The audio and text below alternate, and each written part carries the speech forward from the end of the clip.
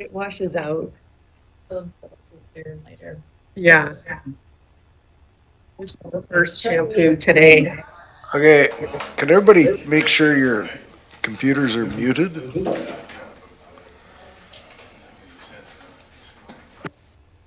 Won't be able to, I don't think. Oh, okay. We're gonna coordinate my. Here. Live. Okay, you're. Are you muted, Director Acton? Okay. But I didn't realize. Somebody's not muted. Oh, right here.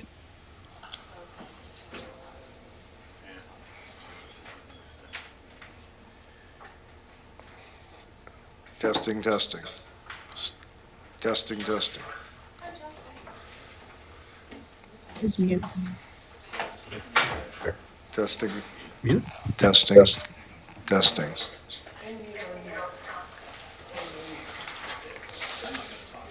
Testing. There we go. Good morning, everyone. My name is Ian Morrison. I will be chairing the Special Electoral Area Services Committee meeting of Wednesday, May the 8th. I'd like to begin by asking everyone to silence or put on mute your electronic devices. Also like to welcome Alternate Director Rod Smith from Area G and Alternate Director Ken Olive from Area D. I would note that everybody's cell phones will be going berserk at about 10:55 this morning, so if we're not mid-sentence, we may take a short break so that we're not interrupted. And with that, I'd like to begin by recognizing that the CVRD is on the unceded territories of the Cowichan, Malahat, Subasset, Halalt, Penelakut, Staminas, Layaxan, Paquachin, Diti Dot, and Pachi Dot nations, whose people have walked gently here for thousands of years. Mr. Robbins. Good morning. Good morning, everybody. Patrick Robbins, I'm the corporate officer. To get things going, a motion to approve the agenda as circulated. Moved. Seconded. Any discussion, additions? Seeing none, all those in favor? Any opposed? None opposed. That carries. Mr. Robbins. We're going to move into public input period. Thank you, Mr. Robbins. The public input period is to offer the public an opportunity to comment on an agenda item before the committee considers the item. The public input period procedure policy allows for an allotment of 15 minutes where the speaker is welcome to comment on any items on the agenda for a maximum of 3 minutes. This excludes items that may, are, or have been the subject of a public hearing. The speaker should comment in a polite, calm, and courteous manner using respectful language, civility, and decorum. I'd like to welcome anyone who would like to provide input to the committee on today's agenda. Seeing none, Mr. Robbins, next item. We're going to move right through to the agenda item number 6, which is reports. R1 is a report from the General Manager Land Use Services Department with regards to the official community plan and zoning bylaw coordination. And this was, of course, referred from the May 1st, 2024 Electoral Area Services Committee meeting. This is for your information. Ms. Trill, welcome. Good morning, everyone. So this report follows the report to EASC on April 3rd, where staff presented the Land Use Services Department proposed 2024 work plans and provided some detail about a coordination of our OCP, local area plan, and comprehensive zoning bylaw projects. And this committee requested further detail on the coordination of those projects. So staff have prepared a report, and attached to that report are the project charters for the 3 respective projects. I have a little PowerPoint presentation to walk you through the actual coordinate, to sort of demonstrate the coordination of the projects. Hopefully this will become more clear. Just gotta hit share. We shall see. Share screen, yep. You can just click share. We'll make sure we get the right Yep. presentation. Pick your presentation. Go from there. Not that one. This one. There you go. Okay. Oh. Where's the little, that's what I was looking for. There you go. Okay. Thank goodness for IT support. Okay, so this Gantt chart is included in the staff report, and it basically shows you graphically how the three respective projects line up over the next, what is now 19 months, I guess, 20 months. So Q1 of 2024 through to Q4 of 2025. So I'll walk through each of these so it's clear, and then we'll talk about coordination. So on the OCP, current effort is around completing maps. All of the schedule, I believe it's Schedule B maps for the OCP. So our GIS staff are engaged in that work, and that should be completed by the end of June. You know what? I have some animation. Oh, it's not working. Why isn't the animation working? Jeez. How come the screen's not advancing? Ah, there it is. Okay, this was for Director Wilson. Okay, so mapping completed by the end of June, hopefully. We're looking at completion of the housing needs assessment reports in the early part of Q4, end of September, early October, hopefully. So housing needs reports were mandated by the province a few years ago.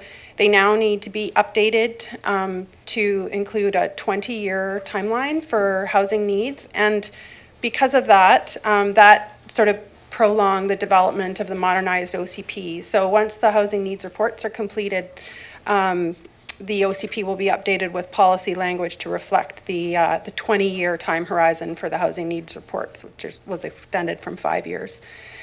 So assuming that is completed in the early part of Q4, the intent would be to move into the statutory bylaw process for the modernized OCP before the end of the year, and ideally complete the OCP in Q1. So that will be an OCP without any local area plans, because of course we're also in the process of developing the local area plans, and right now we're looking at APC consultation this spring, early summer, some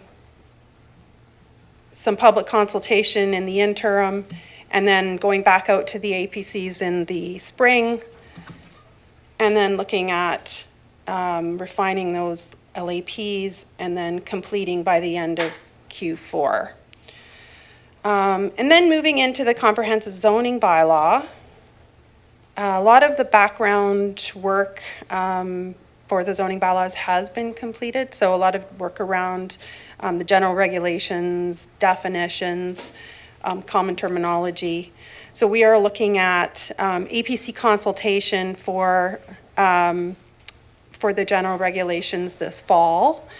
And then because we're waiting for OCP maps to be completed, zoning maps to start once that is done and completed by the end of the year. And then going back out to the APCs in the spring with the draft zoning maps. And you'll see that will coordinate with the same timing around local area plans, refining the zones and the comprehensive zoning bylaw, and then working towards a completion of Q4, which is the same as the local area plans.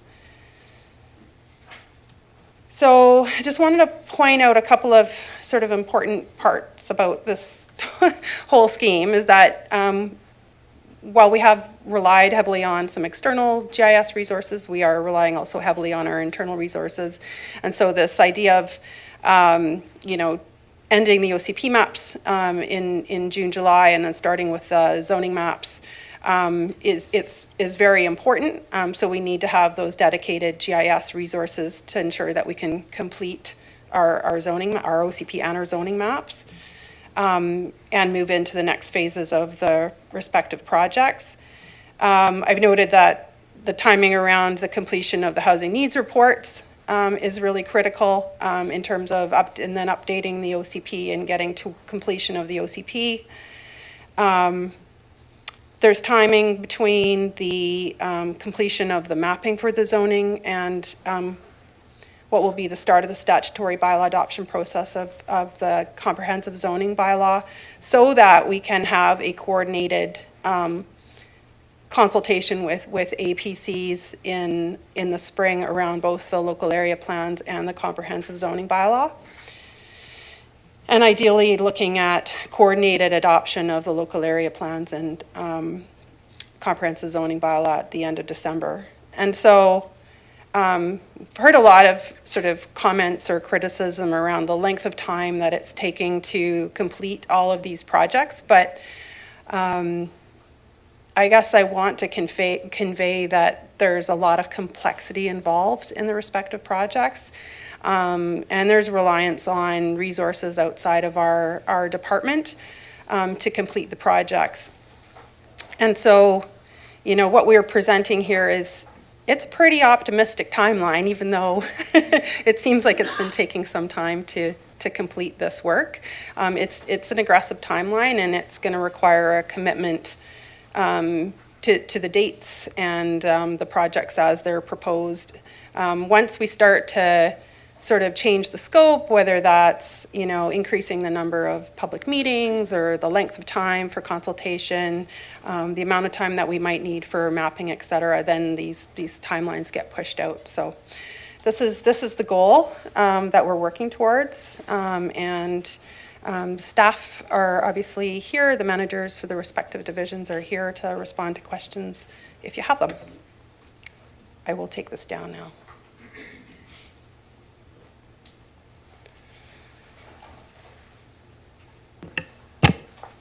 Thank you.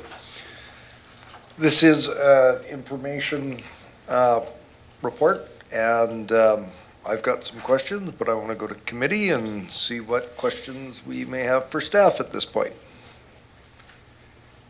All right, I'll go. Director Acton. I was going to be patient and let others go first, but I don't want this meeting to die suddenly. I have a couple questions.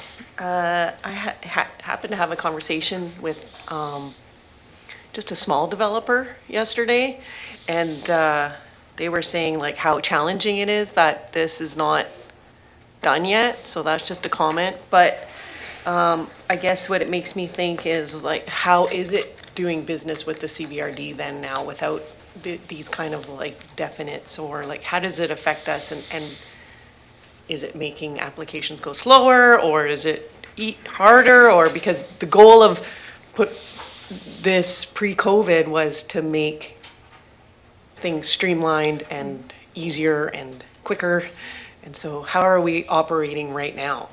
Ms. Terrell. Through you, Mr. Chair. So certainly having 10 zoning bylaws is not ideal.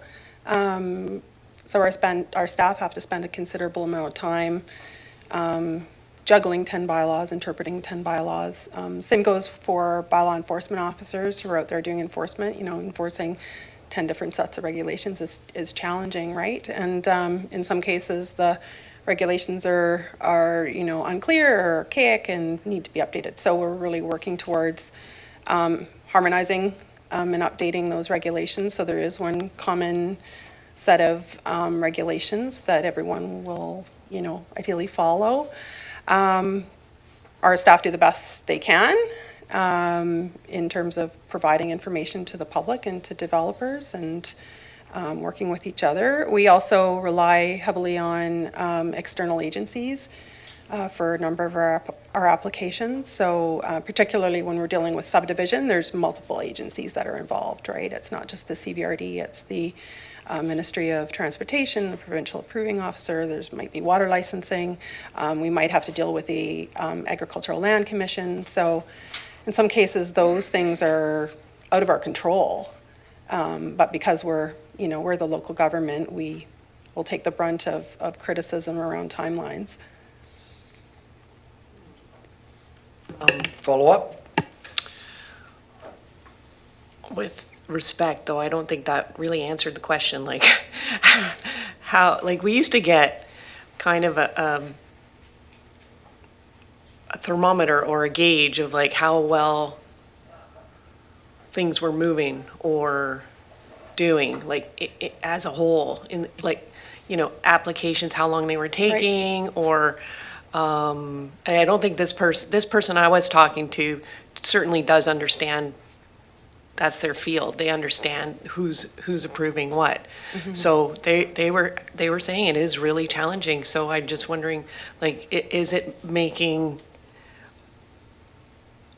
I would say like 5 years ago, we were really struggling for applications to go through. So are we doing better than we used to, or are we still? Yeah. Is it causing some of the backlog, or like, just to have a painted picture of Sure. how things are right now? Okay, through Ms. you, Charles. Mr. Chair, thank you. Yeah, certainly, I think that I spoke a little bit about this at the meeting on April 3rd, but yeah, certainly there's been a tremendous improvement in the processing timelines over the last few years. We've seen, well, there has been significant administrative changes that have occurred. So we have all of the development permits are now delegated, so that can be generally a much quicker process. Sometimes with development permits, if there's a riparian component, we're again relying on the province for responses, and that can prolong the processing times. But generally, processing times for development permits are much faster. They can be turned around in as quickly as 2 weeks if we've got complete applications. So I wouldn't say that there are significant delays in terms of permits. Rezoning applications, a little bit, I would have to defer to Ms. Pressman in respect of rezoning applications, but it's complicated. It's extremely complicated to develop in the regional district when you have to deal with multiple agencies. Last question? For sure you're last? Go ahead. Well, I have 2 more. Oh, no, okay, then wait. Director, well, yeah, and just on that thought, I'll go to Director Segal. The directors are at the intersection of staff and the community and the developers, and this is why this discussion is so important. Appreciate your responses. Director Segal. Thank you. So I appreciate, I guess I want to say, I'm not a planner. You're the one with all the expertise. And so I'm new, and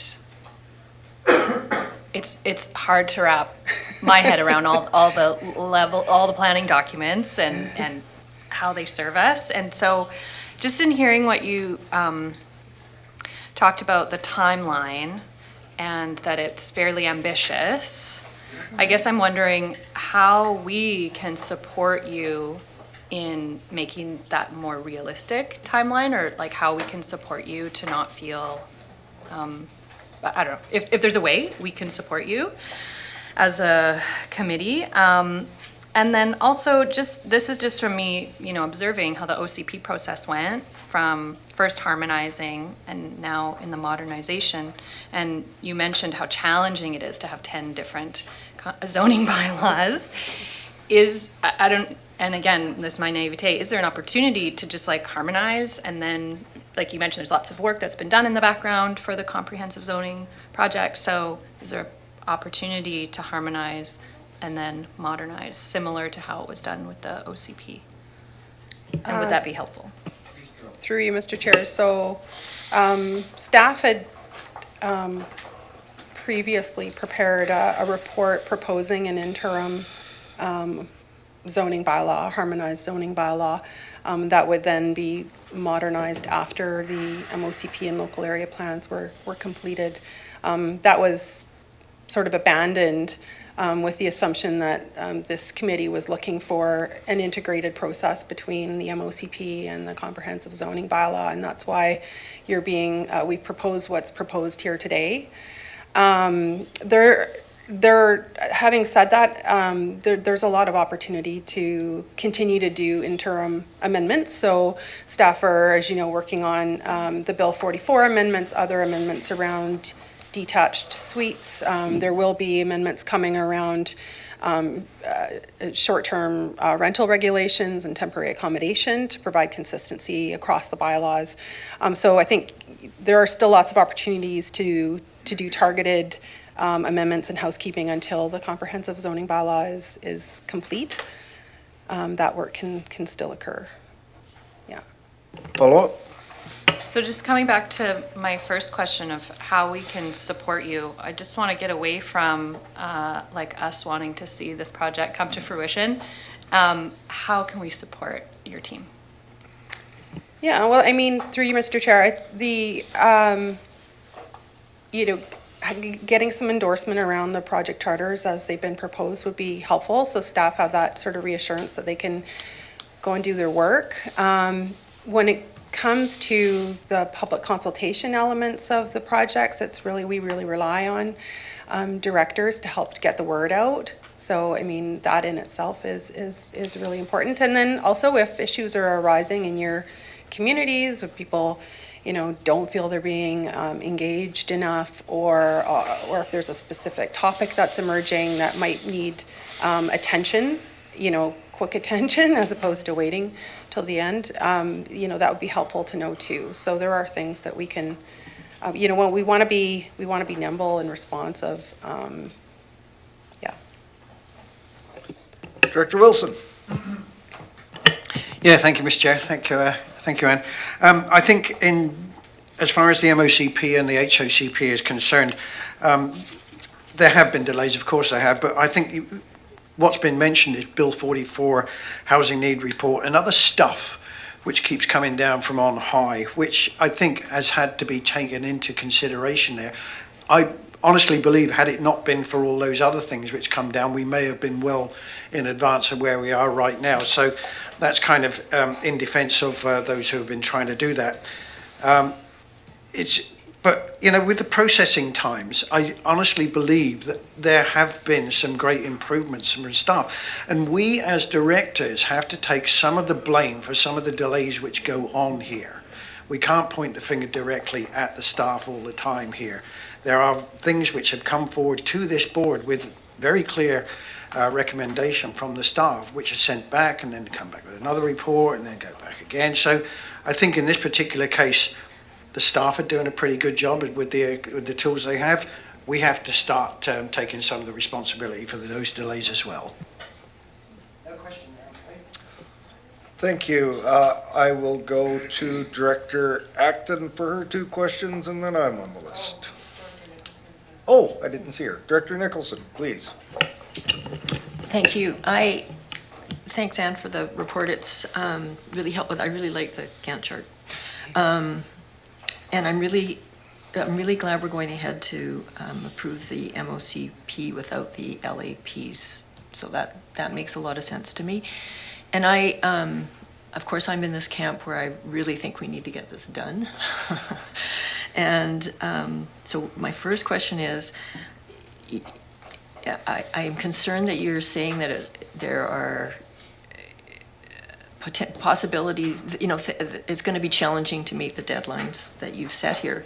So that concerns me because from my perspective, this is like, we got to get it done by the end of 2025, which is what you have here. So what are the biggest risks on that? Ms. Trill? So through you, Mr. Chair, I think, confirmation of the GIS resources is really important. I have some IT representation here hearing that today. And then, some things are out of our control. I mean, we do have to refer bylaws to ministries. The OCP and local area plans do not actually need a ministerial approval, but the zoning bylaws will. So they'll need approval. That can, add some weeks to a process. It isn't anticipated to be onerous, but that might delay that sort of tail end of getting the local area plans and comprehensive zoning bylaw adopted at the same time if we're waiting for ministerial approval. Yeah, I would say that scope creep is probably the biggest risk, right? Trying to add more to the process, and wanting to just really being careful about how and when we do consultation engagement so that it's effective and targeted and effective and efficient and keeps us moving along. Follow-up? Just to follow up on that particular question of the referral to the province, what do they look for, and how can we make sure that we cross all our T's and dot all our I's? So they're looking at the impact of proposed potential density on, mainly on roadways, I would say. Mr. Tippett might have more comments about that, but the primary concern will be around this Ministry of Transportation, and their primary concerns will be around highways and impacts on potential controlled highway intersections. But Mike is here and would love to speak to that. Mr. Tippett, welcome. Thank you, Mr. Chair, and hi to the committee. Yeah, just to build on what Ann said, the ministerial approval in the case of Ministry of Transportation and Infrastructure is under Section 52 of the Transportation Act. And so that section states that any zoning bylaw that applies within 800 meters of an intersection with a controlled access highway in British Columbia, that's a municipal bylaw, requires the minister's approval. A controlled access highway is a numbered highway, so we have two of them. We have Highway 1 and Highway 18. Obviously, not the entirety of every electoral area, it was within 800 meters of a controlled access highway, but significant portions are, and so we have the practice of sending entire bylaws that apply to more than just the Section 52 area to the minister for approval. And unless there's a major change in the new zoning in respect of, say, commercial development within that 800 meters of an intersection, we're unlikely to have any resistance from the ministry in approving it. It's more just I hate to say rubber stamp, but it's usually not a problem. Final question? I have lots more questions. Sure. So do I. I'll do one more, and then you can take over, Director Well, Acton. I'm going to jump in the middle, so. All right. Makes it more interesting.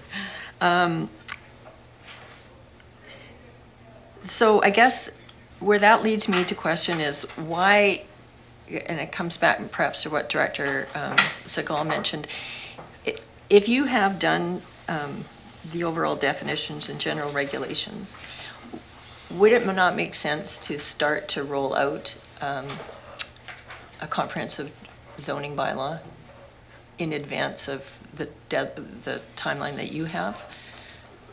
Just to start, because I think where I'm really coming from is my area has a significant amount of ALR. The ALR is not part of the LAPs. And there seems to me there's no reason why we can't do the zoning around that. And it also requires consultation specific to the farming community.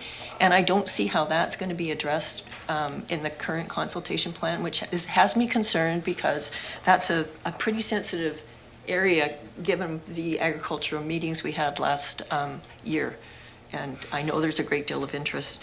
So I'm wondering if there's any way, and I think this probably ties into this issue of GIS and the mapping, which seems to be one of the bottlenecks here. Is there how much resources would be required to take that out of house to get it, make sure it gets done if we have a problem in-house getting it done, or even to advance the date if we need that done? Ms. Churl. Thank you. Through you, Mr. Chair, to Director Nicholson and the rest of the directors. So you bring up a really interesting point. Staff had actually anticipated bringing forward a report following the comprehensive zoning bylaw proposal report that was pulled to specifically propose some changes and consultation around agricultural zoning. And so the impetus for that, of course, was the Upland Agricultural Report that the Strategic Initiatives Division commissioned and completed, and this group accepted. So the proposal was to move forward with implementing those recommendations. And so a lot of that work has actually been done and drafted, and staff were ready to undertake engagement. That work got pushed off, and so not wanting to consult in the summer, staff had considered then moving that to the fall.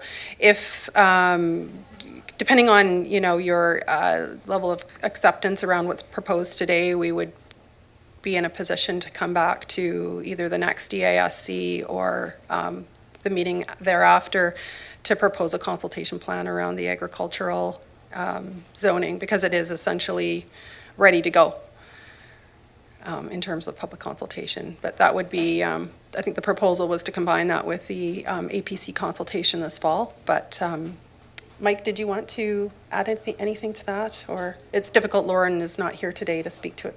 But I think it was ready to go. It's in the can since April. it's been Can ready you to come go. up to the microphone, please? Oh, sorry.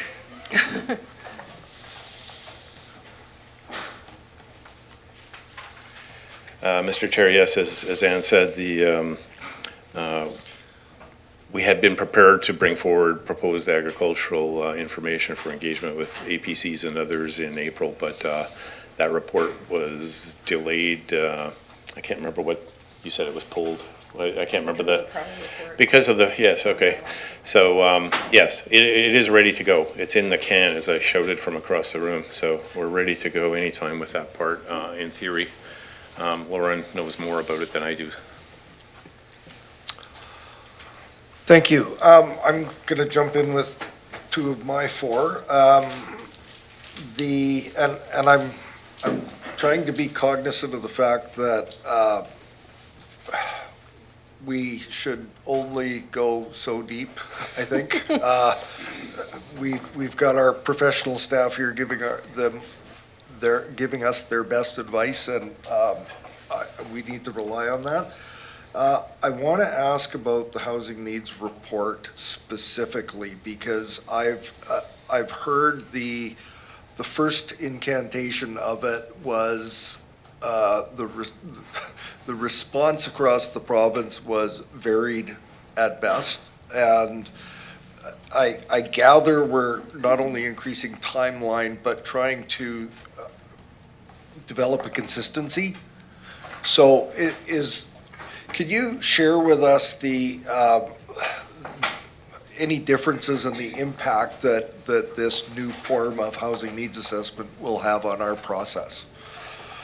Mr. Chair, I might need to defer to Ms. Breen on details around the housing needs reports, but I will say that the delay that we're currently experiencing is that we're waiting for the province to provide us with the methodology around how to do those reports.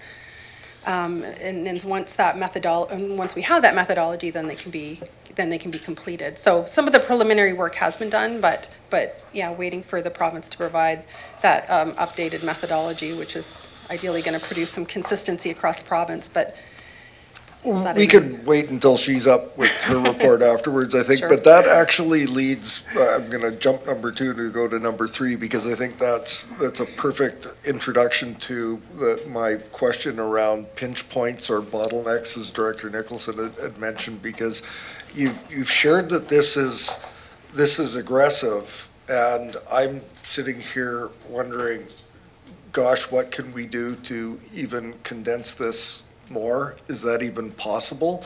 So can you share with us, the housing needs assessment is one pinch point. I think you've indicated the GIS resourcing, even access to it is another pinch point. Can you share any other pinch points that you see that, and whether or not there might be ways to alleviate them? Thank you, Mr. Chair. So I would suggest that, so we've had a multi-year process of first harmonizing and modernizing the OCP. The development of the local area plans is well underway. And really on the zoning bylaw side, we're trying to catch up to that. You know, we did hear from this group that interest in trying to coordinate these projects. And so aiming for that spring consultation with APCs and then the public around the local area plans and then how they relate to the zoning that's a goal, right? And you know, we want to try to work to that as best as we can. But if the zoning on or the mapping isn't completed for the zoning, the local area plans will go forward regardless, right? So the timeline for that is pretty fixed, and we feel pretty good about being able to complete local area plans by the end of next year. On the zoning side, if the mapping takes longer, the public consultation process could be shorter in order to continue to meet that timeline. But we still want to have a fulsome consultation process, right? Both with First Nations and communities. Director Acton? Thank you for ending that on consultation. That would be one area that I wonder if we could reduce. For costs is really expensive, but also there's a lot of fatigue. It showed in the last round. And I even had a comment today on the phone with a community member who's following along, right? And they thought this was over already. So I think there's maybe like too much consultation, or, you know, it's just too detailed. So people think that they're looking at it in a bigger scope and they think, oh, that's not done. And clearly, you know, I was too. That, you know, I didn't think that it would be many years to completion. But so I guess that's, I'm wondering if that's something we could maybe have a bigger consultation at the end or something. Ms. Charles? Through you, Mr. Chair. So certainly there's opportunities to streamline consultation and to do more web-based consultation, web-based meetings as opposed to in-person meetings. While in-person meetings can be really, really nice, you know, it's nice to meet people and look face-to-face. Organizing those meetings, as our strategic initiatives team's well aware, it takes a lot of work. It takes a lot of work to meet people in public and ensure that those workshops and meetings are properly resourced, they run efficiently. If, you know, people are happy and they run well, they might think that it was like a simple thing, right? But there's a lot of work that goes into planning those types of events. And so the more we can do in terms of web-based consultation and engagement, or even fewer meetings, so sub-regional meetings as opposed to one in every community, right? There's been discussion in the past about a regional advisory planning commission tasked with consultation engagement in relation to, you know, bylaws that are coming forward. There's been some sort of concern and resistance to that because, you know, obviously electoral areas individually want to ensure they have a good say in the development of the bylaw, but that is an option. Does that conclude? Or do you have another one? Go ahead. So I don't expect it today, but just wondering if we could have kind of like a a summary, let's just say summary of the project, like the costs. How much has this actually cost us to date and what we expect it to cost us? And then it would also be, community would also like to know, like, how much are we consulting out of this project? If we could have like a broad, you know, like, I don't know, 100,000 for this and that, and some kind of idea, because it's really Yeah, hard to so- fathom. Ms. Terrell? Mr. Chair, I would look to the committee for a resolution if you're wanting to have some research done around costs, and I could bring that back. I can't tell you off the top of my head. I think if you went back and looked at prior year budgets, you could probably get a pretty good idea of what the projects have costed. It's not that easy for us to, we don't have the same internal system for data as staff, so it's not that easy to go back and find things. Well, I don't know. Perhaps, I think that would be worthwhile exercise to know. perhaps I'll jump in here, and I think it sort of ties into what Ms. Terrell said about, you know, prioritizing and the adding things to the workload that is already a full plate. So I'm just going to think out loud here a little bit, and I hate doing this, but perhaps there could be, as we enter into the fall budget season, a rough estimate of this as opposed to a specific project, but I'm going to leave that with committee to contemplate what and how much effort and specificity we need around this. It might be helpful to have something as we go towards a final consultation.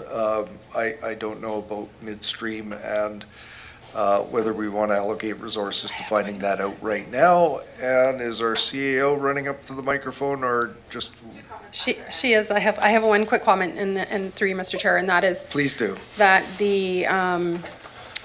there has been a fair amount of reliance on external consultants in the development of the official community plan and local area plans. There has been a significant amount of grant funding that has also been received in support of those projects. For the comprehensive zoning bylaw development, our intent is to do the majority of the drafting in-house. So we feel our staff are, you know, best suited to actually do that drafting. They're familiar with the bylaws. And where we would be looking to external resources are primarily around public engagement and assisting with facilitation and graphics and that sort of thing. So we're certainly looking to shift away from the use of external consultants and kind of bringing things back in-house as we move forward. Ms. Miles Wilson. I'll be real quick. Hello. I just wanted to respond to a couple of the questions, and I think Director Nicholson, there was another one actually from the other side of the table, but the first one was around the query about having information for the public. I think Director Acton had that about, you know, where are our timelines and you know, are we doing better, or where are we at? But keep in mind, your land management software is going to be a very user-friendly tool for you to be able to have those conversations and be able to get a good idea of where things are at. And I was talking to Ms. Pressman just briefly on the sidelines about the utility of that tool to show you, you know, whether something's with us and the timelines on us, or if it's with an external agency like Ms. Charles had mentioned. So keep in mind, you're going to have that towards the end of the year, and that'll be a very useful tool for you to understand where things are at and be able to have those conversations with your community members and developers as well. But the other thing was around the question about risks. So staff retention is also a risk, and I just wanted to throw that out there, that having turnover is another thing that affects our timelines. And so we have made some good investments in things like corporate training and, you know, improving coordination amongst our departments internally. So I just wanted to throw that out there too, that staff retention is one of the best ways that we can keep these projects on track, investing in our people and making sure they're well set up and they have the tools they need to complete these very complex projects. I just wanted to throw that out there because we didn't really touch on that. Thanks. Thank you. So I just, the list management is getting complex. I just want to let you know that it will be Director Nicholson next, followed by Wilson, followed by Segal. Director Nicholson, please. Thank you. So I didn't get an answer on whether it is possible to bring a zoning bylaw forward in early 2025 that deals with the areas outside of the local area plans. Through you, Mr. Chair, so the short answer is yes. Again, Ms. Wright isn't here, so I'm sort of speaking on her behalf, but yes, absolutely. And if you look at that Gantt chart, you'll see there that the proposed statutory process for the comprehensive zoning bylaw is actually to start, I believe it's Q2, which would be after the adoption of the MOCP. So there is a proposal to start that. Of course, we're waiting, we're looking at, we're projecting when the mapping will be completed. But, yeah, I mean, we could certainly look to try to bump up the start date for the statutory process and to shorten it if that's the will of this body. I would really appreciate that. From Area E's perspective,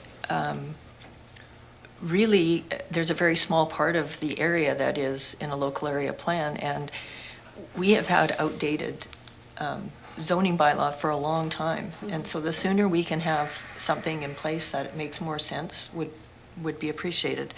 And I just like to go back to this agricultural issue because I don't see anything specifically around agriculture in the consultation plan for the zoning bylaw. And it is absolutely critical that we go out and talk to the farmers. I get that we don't need to redo a lot of consultation on the zoning bylaw because it is to implement policy, so you don't want to re-debate things. But we haven't had a specific consultation with the farming community. They felt that the meeting that was held where the policy recommendations were not discussed at that meeting. So they are very angry that they haven't been involved, and we really need to be sensitive to that and make sure we talk to them about what it means from a zoning perspective, so that we're clear on that. And I don't see that's in the plan, and I don't see that it's funded. So that's a concern for me. And I'm also would like an answer on if we needed to get this mapping done sooner, how much is it going to cost to go outside? Ms. Terrell. So through you, Mr. Chair, on the agriculture question, staff will bring back that report, and then this committee could discuss it and talk about additional consultation. Staff have already sort of planned for that, and would be happy to do that engagement. So we'll commit to bringing that report back as soon as we can. On the GIS side, we could certainly look to do that work with an external party, but we have a reasonable level of confidence that we'll be able to do that work in-house, and like to stick to that plan right now. And I want to say that our the external GIS consultants that we use are also facing a lot of pressure from other local governments who are looking to implement Bill 44 and related housing needs assessment work. So yeah, this is probably the best solution that we can propose right now. Thank you, Director Wilson. Thank you, Mr. Chair. Thank you again, Anne. Thank you for the golf ball as well. I just heard a term which sends shivers down my spine, and that's a regional planning commission. Even on a local level, we have enough hurdles to jump over with debates coming forward. So Lord only knows what a regional planning organisation would result in. How much thought has been given to that? Is that something serious, or is that something which just, let's push it to one side kind of? Is that sort of external to this report? Well, Mr. Chair, I think for clarification, my comment was around a regional advisory planning commission. So one planning commission for all of the electoral areas. But is currently not in a development in any way at this point No, so within the work plan? That's right. So this commission previously discussed that option and disbanded it. Thank you. Yeah. Subsequent questions? No? Do you have a further? Okay, thank you. No, as long as it's been thrown to one side, that's fine with me, thank you. I've got Director Segal and myself.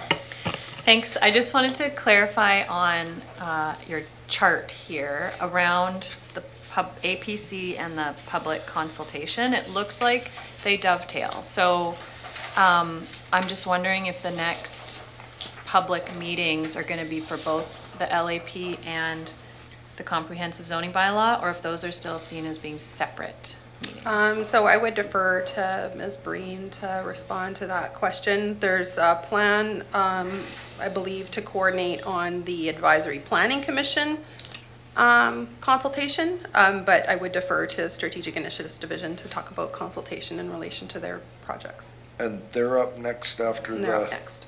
Okay. after this, so hold that question.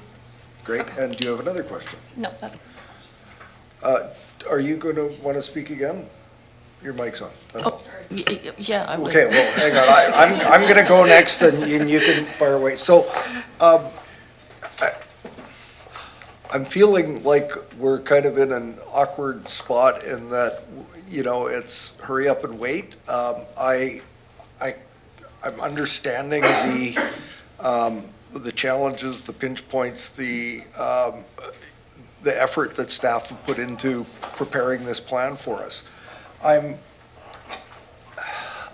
trying to be very patient because Director Nicholson had just sort of raised for me the fact that our Area F was so close to implementing a brand new succinct zoning bylaw, and we're getting there, but my challenge is that this is a regional process that we're doing. Well, regional to the extent of its electoral area regional.